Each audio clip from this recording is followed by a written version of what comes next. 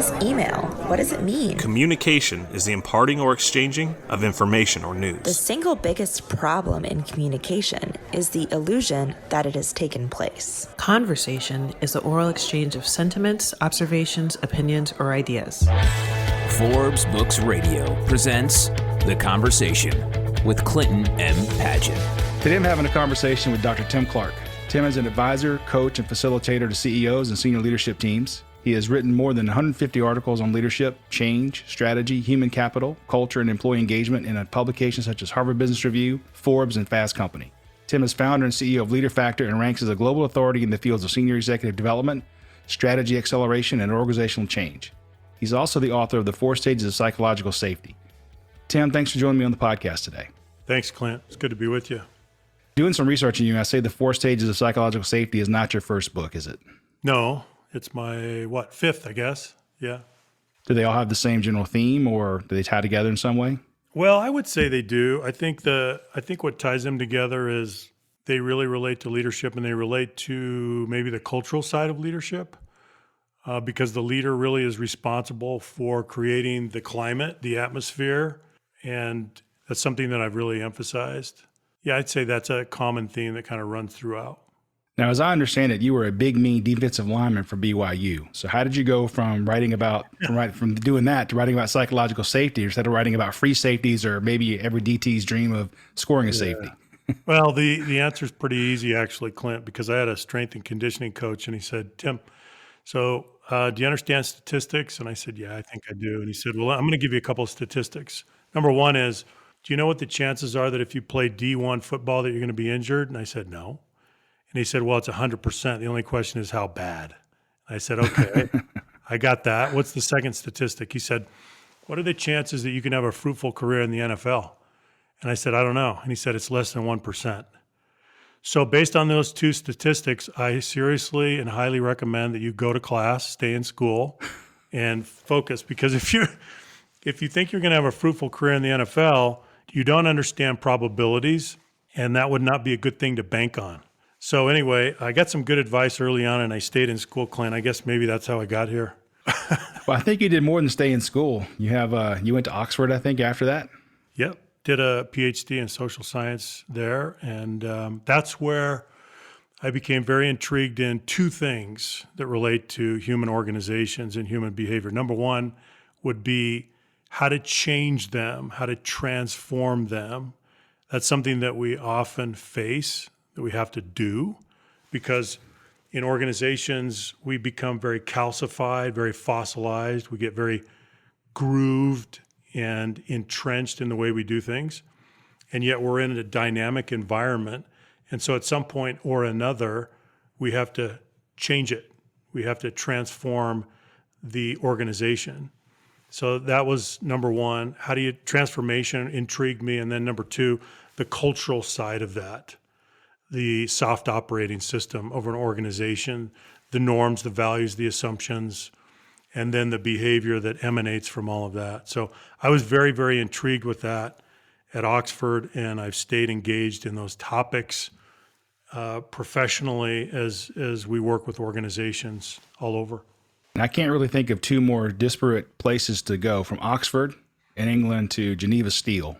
So what was that transition like? Well, that was an accidental transition, Clint, as happens with many of us in professional life. I came back from Oxford and I wasn't quite done with my dissertation. And we were poor graduate students, my wife and I, so I had to get a job.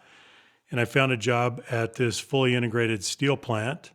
And I thought, well, I'll be there for a year while I finish my dissertation, and then I'll leave, and then I'll go into a tenure track teaching position somewhere, and I'll live happily ever after. But I ended up staying, and I became the plant manager for the plant. So I thought I had an education, right? I didn't. Not till I got on the shop floor, and I really learned with all those shadows under the hard hats. So it was coming from the ivory tower to the shop floor. That was one of the most important things that ever happened to me personally or professionally, because I got to see the reality of how we shape culture and how culture shapes us, and how out of that reciprocal influence we get results, which are maybe good results, maybe not so good. But culture, so fish have water, humans have culture. It's in and around us, and it affects everything that we do. And I would imagine at a steel place, you have a lot of physical safety rules and regulations, but probably not a lot of psychological safety rules and regulations. That's true. That's true. That goes back to the Industrial Revolution. So let me take you back in time. So if you go back to 1788, the British Parliament passed a law called the Chimney Sweepers Act. And what that law did is it prohibited chimney sweepers from conscripting boys as young as 5 years old to go to work. So think about that, 5-year-olds working with chimney sweepers. So it was very dangerous, and they were putting in long hours, and Parliament called timeout, and they said, hang on a second, that's not right, can't do that. Employers have a duty of care. So this concept of duty of care came into being. You have a duty of care toward your employees. And that began this process of looking out for the safety of employees. Now, as you said, Clint, originally it was all about physical safety. And over time, we developed 4 categories of hazards that we needed to be on the lookout for: physical hazards, biological, chemical, and ergonomic. After many, many years, we finally came to the point where we acknowledged that there was another hazard category, a 5th hazard category, which we now call psychosocial risk. Anything that poses a threat to the emotional, mental, and psychological well-being of an employee, that's a psychosocial threat or hazard. So we've now, we're in process. It hasn't happened everywhere, but we're in process. We're evolving to adopt this 5th category of hazard.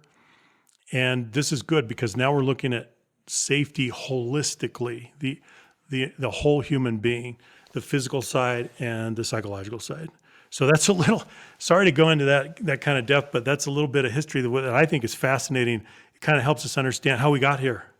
How did we get here in 2021, right? Yeah, it's always good to get that background information. That's very helpful. I didn't think I'd get a history lesson today, but I like it. Now, you refer to leader a lot in the book, and a recent guest on the podcast, Kevin Armstrong, has a big problem with semantics and says that leaders and managers are not interchangeable terms. But just to provide some context around when I read the book, how do you define a leader as far as psychological safety goes? Let's go back. In any organization, let's talk about leadership first. The best synonym for leadership in the English language is the word influence. Leadership is all about influence. So you have to detach the concept of leadership from position, title, and authority, and now we get some clarity. It's not about that. Those are simply artifacts that the organization may or may not give you. Leadership is the ability to influence people to accomplish good ends, good aims, good objectives. That's all it is. That's what leadership is. It's all about influence.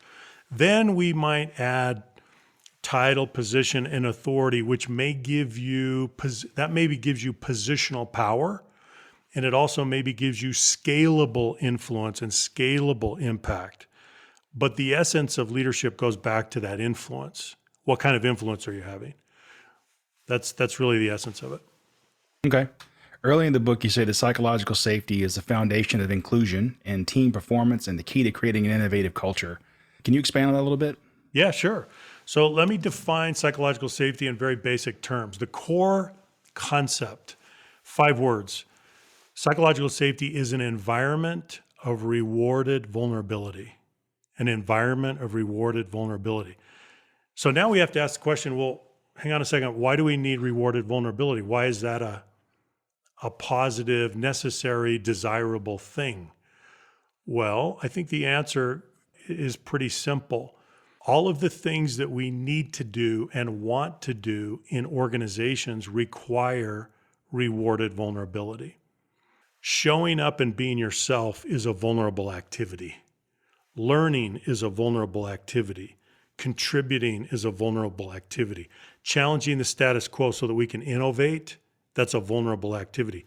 You cannot perform, nor can you be yourself without rewarded vulnerability. So psychological safety is this fundamental enabling condition that allows us to be ourselves and to perform and work together in an organization. Without it, you can't do it. So that's how critical it is. Yeah, I love that definition. So an environment of rewarded vulnerability. I'm going to remember that one. Mm-hmm. You also say that innovation requires abrasion and constructive dissent, processes that rely on high intellectual friction and low social friction. Can you expand on that as well? Because I have to admit, abrasion, friction, and dissent aren't terms I normally associate with something positive. So That's right.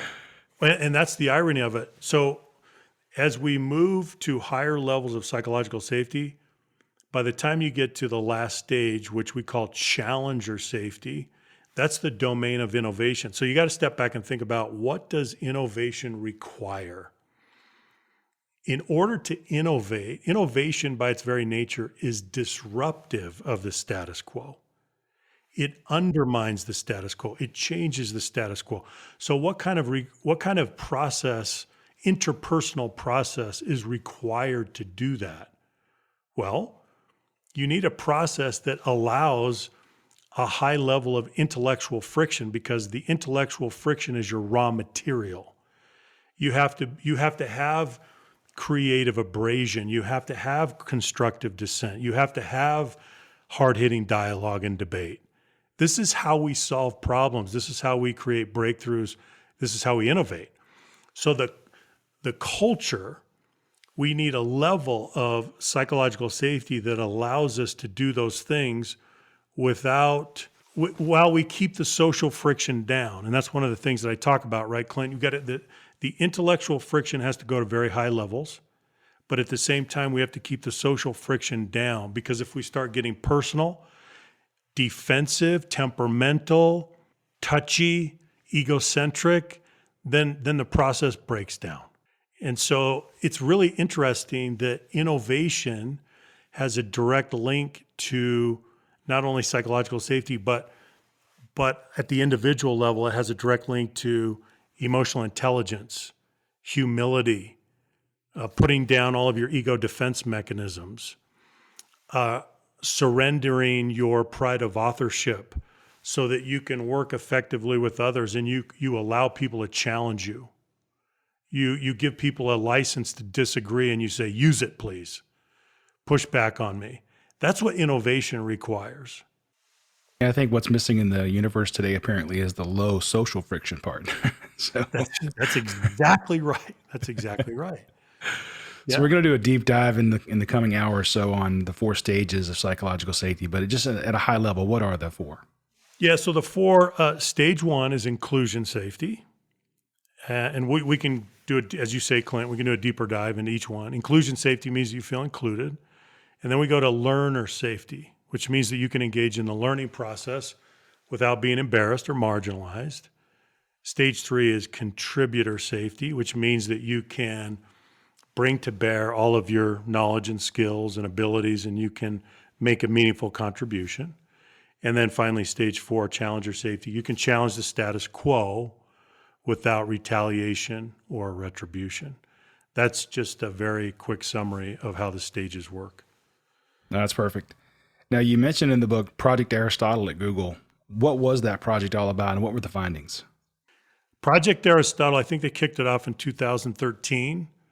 And the goal was to figure out what the defining characteristics were of their highest performing teams. They have all these teams, hundreds and hundreds of teams at Google. They studied 180 of those teams for 3 years to try to, right? What are they doing? They're doing pattern recognition. They're trying to figure out, well, what differentiates, what distinguishes these high performing teams from all the other teams? They landed on 5 factors at the end of their analysis, and the number one factor was none other than psychological safety. It was the most important factor. That's the conclusion that they came to. And that study, Project Aristotle, is perhaps the most important team performance study over the last decade. Very, very important. Yeah, I've seen it mentioned in several books that I've read in the last year or so, so I knew it was a big project. Yeah. Why is low psychological safety so costly to organizations? I mean, it has to have a financial impact, right? It's not just about the fact that I don't feel good about the place I work in. There's got to be financial impact to the organization as well, correct? That's right. That's right. And that's why psychological safety, that's why there's an explosion in the interest of psychological safety, because the empirical research is catching up with the intuition. So having low psychological safety, you could say, well, that's not very fun. That's not very nice. I don't enjoy my work environment. Or perhaps it's, maybe it's even worse than that. Maybe it's abusive. Maybe it's very debilitating to you. Okay, but we're still thinking of it in a very narrow scope where I'm absorbing the pain, I'm absorbing the consequences. And that's the end of it. Actually, that's not the end of it.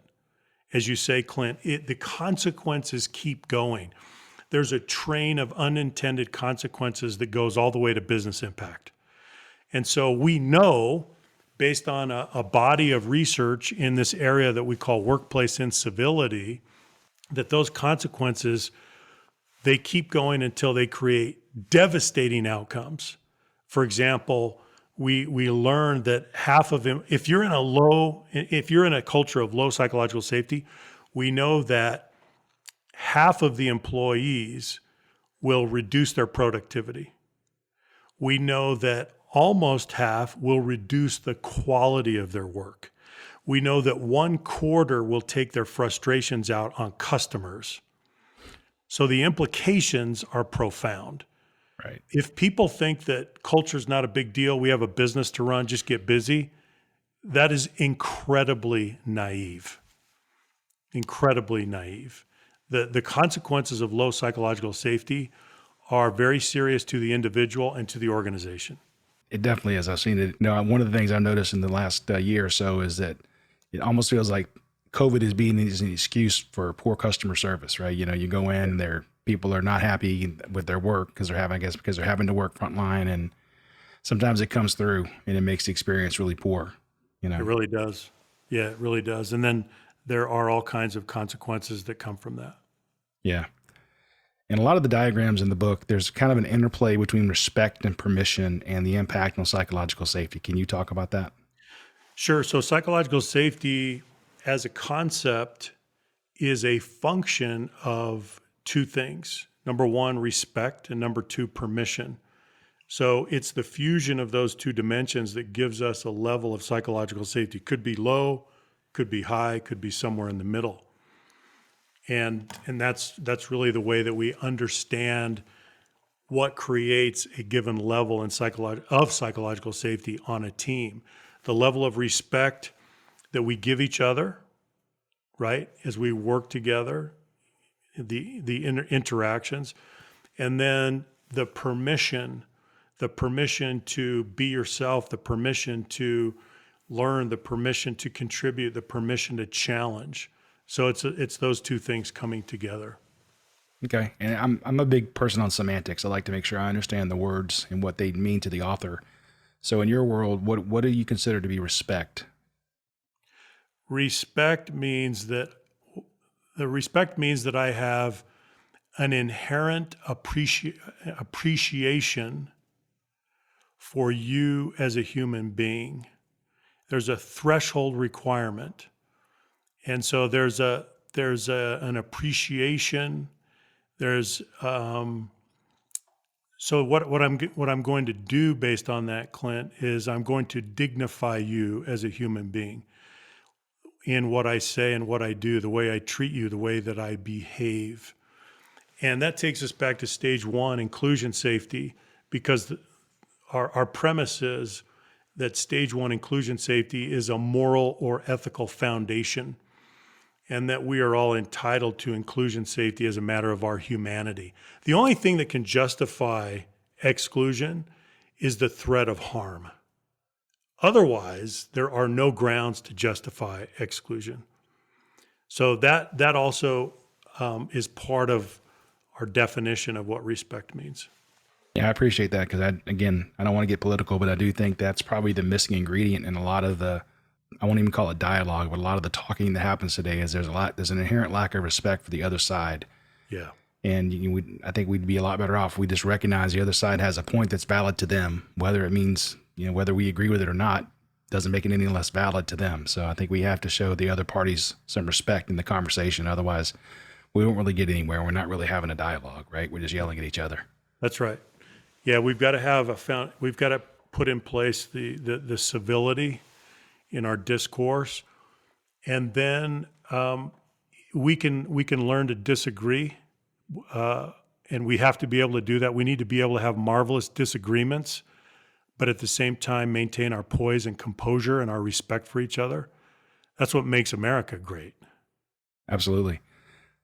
Yeah, I interviewed Dr. Joseph Grenny, who wrote many books, but including Crucial Conversations. And he tells a story about getting in a cab in a different country and having a dialogue. The guy had a very different opinion than his, and was a bit angry at first, but through the cab ride and the talking and the questions, and eventually, they didn't neither change their mind, but at least they agreed to disagree. And it was a very civil discourse as opposed to a very angry discourse, which a lot of us seem to have today. That's right. It seems that emotions then do play a role in psychological safety and the basic needs. So you talk about our needs as human beings and mention that we need to be accepted, and that need precedes a need to be heard, and that being ignored is often as painful as being rejected. I guess I shouldn't have been surprised. Maybe I was a little bit surprised at how big a role emotions do play in this. They do. And so let's go back and let's look at the research. So based on global survey research, employees tell us that they want to be included first. This is their first concern. This is the need that they want to satisfy first. Am I included? Am I accepted? Do I feel a sense of belonging? Can I connect with the team and the people that I work with? That's a deep-seated emotional and psychological need that we have. We're social creatures, and we crave bonding. And so the sequence of those needs becomes very, very important. And that need to be included, to connect, to bond, that comes first in the sequence. That's why inclusion safety comes first with the sequence of the 4 stages. Now, you have a story in the book as well about when you started playing at I guess as a freshman at BYU, and then you got hurt. Yeah. You talked about there was a kind of safety you'd been, I guess, probationarily given, and then it was taken away when you were no longer able to contribute. Yeah. Yeah, it's a fascinating case study in stage 1, inclusion safety. So as a freshman, I was having a good experience. I felt that I had inclusion safety with my teammates, with my coaches. Really, season's going well, I'm participating, and then I get hurt. Pretty serious injury. I had to have my ankle reconstructed surgically. So then they put a big cast on my leg, and they gave me crutches, and I'll never forget going back. My position coach from that day forward, he treated me as if I were invisible. Wow. So he revoked the inclusion safety that he had previously given me. So then you have to ask the question, why did he revoke it? On what grounds did he revoke it? Well, he revoked it based on the fact that I was no longer valuable to him. From a performance standpoint, I could not play. So he used what? He used the factor of performance to apply a worthiness test to me.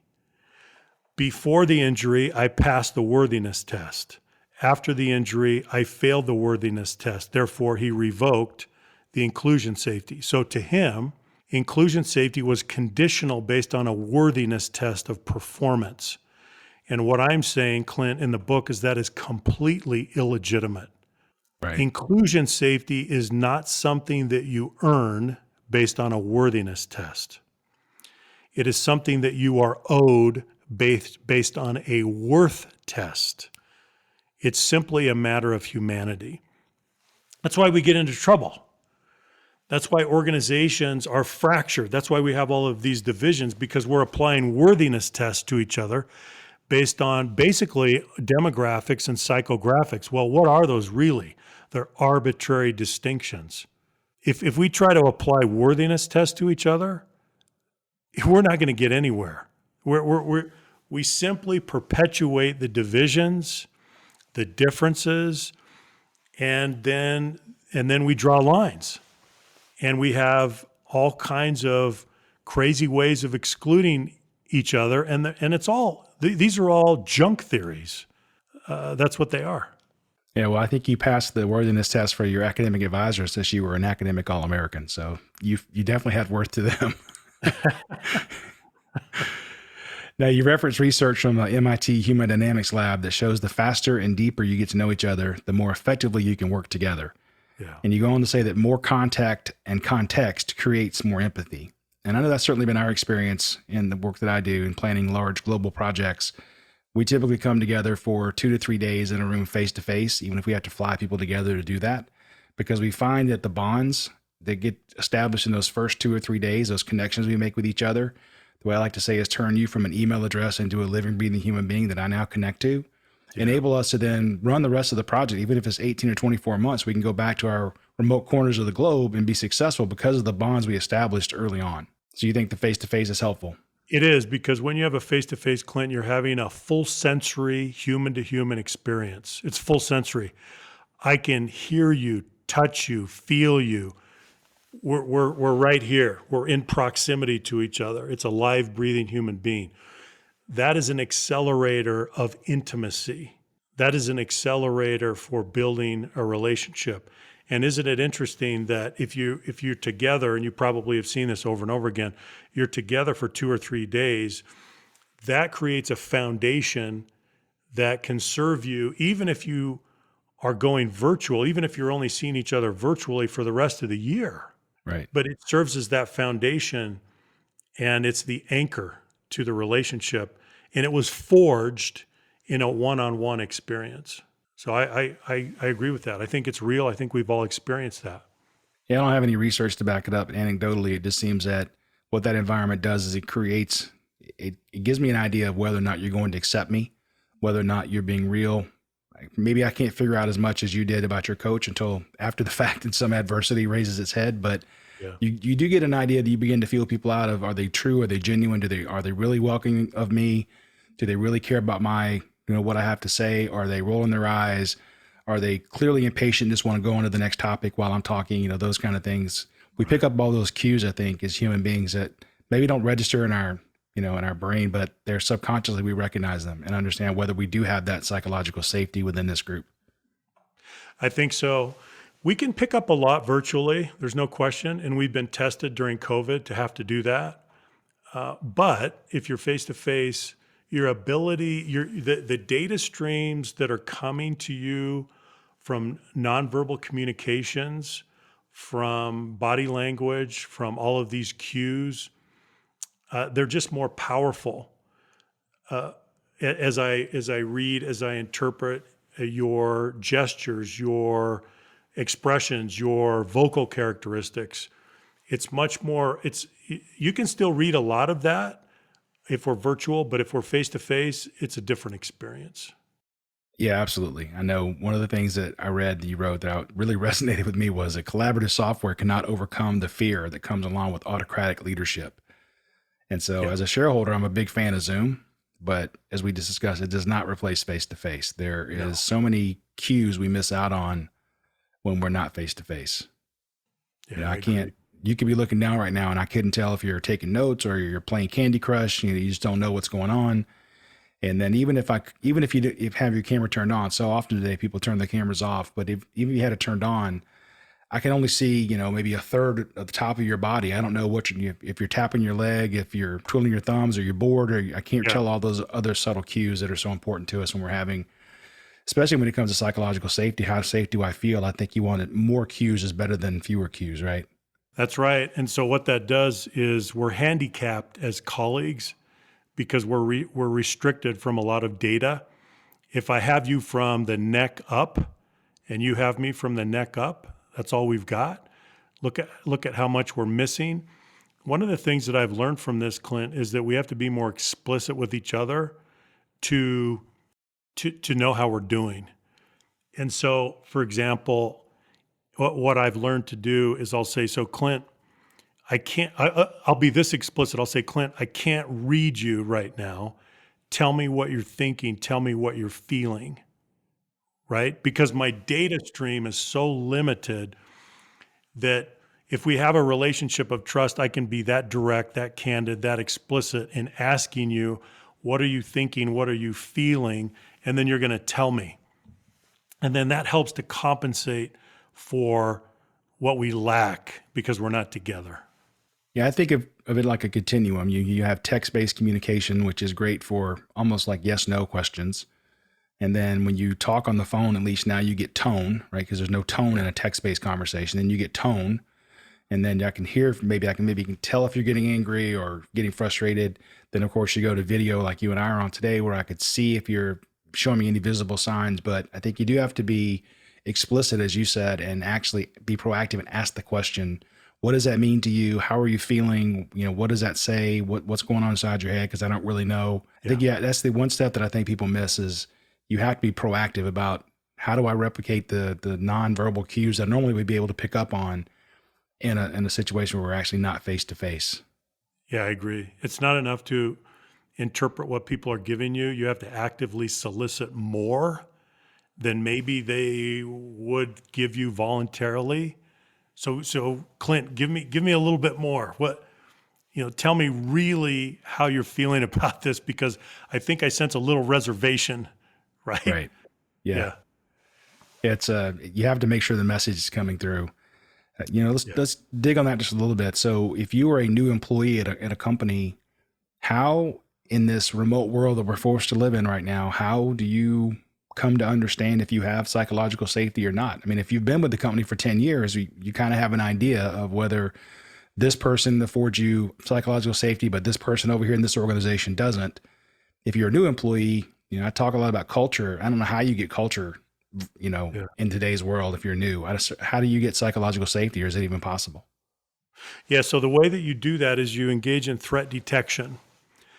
And threat detection is a process that all humans engage in to one degree or another. It's instinctive. So threat detection means that you go into a social unit, a social setting, and you observe, you watch, you perceive. And what are you looking for? You're trying to figure out if you're in a safe or an unsafe environment, but how do you do that? The way you do that is you look for acts of vulnerability. Anyone who is committing an act of vulnerability, and then what is the response to that? And then and an act of vulnerability could be as simple as asking a question, maybe giving some feedback, maybe saying, I don't know, maybe asking for help, admitting a mistake, certainly challenging the status quo. We engage in a lot of very common everyday acts of vulnerability as we work together. And so the new person will, to some extent, very instinctively do that threat detection and try to identify acts of vulnerability, and then the response patterns to those acts of vulnerability. And then gradually he or she gains a data set, right? Accumulates a data set. And based on that, then you run a risk reward calculation and you say to yourself, do I think I can ask a question? Do I think that I can say, I don't know? Do I think that I can ask for help? Do I think that I can give some feedback? Do I think that I can express an opinion? So you're going to gather a data set first, doing threat detection. And then based on that, you may or may not engage in an act of vulnerability. That's what humans do. Now, some are better at it than others, but that's what we have to do. We're always doing that.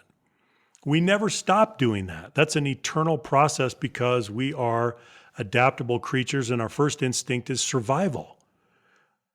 And in an organization, if vulnerability is being punished, most of the time we're going to be pretty alert to that. We're going to be watching carefully. Oh, so-and-so got clobbered for speaking up. Well, I'm not doing that, right? Right. Good old threat detection. Yeah, Susan Scott, who wrote Fierce Conversations, has a story she tells about, Joe did that, and we sure miss Joe. That's right. That's what we're talking about. Well, that concludes part one of my conversation with Tim Clark, founder and CEO of LeaderFactor and author of The 4 Stages of Psychological Safety. Coming up in part two, we'll discuss the tell to ask or coaching continuum, why the tail end is detrimental to developing critical thinking, and why the best leaders move towards the ask end instead.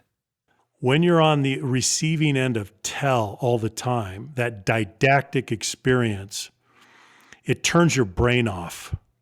You don't learn critical thinking skills the way that you could or should because you're used to being told. So they tell you and then they dispatch you. You're not engaging all of your intellectual horsepower. You're just not doing it. And so that traditional tell model has some massive liabilities associated with it. What I notice in the best leaders that I work with is that they gradually move toward the ask end. They learn that they are asking more than telling. They learn how to lead based on an inquiry model. Thanks for listening to The Conversation with Clinton M. Padgett.